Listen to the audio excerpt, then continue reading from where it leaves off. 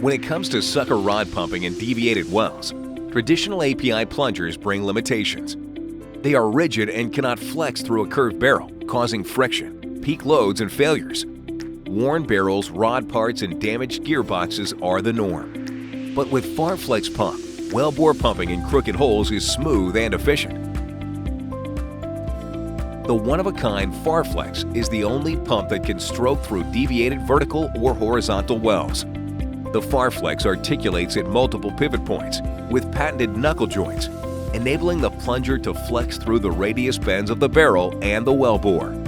No more worn barrels due to excessive friction and wear.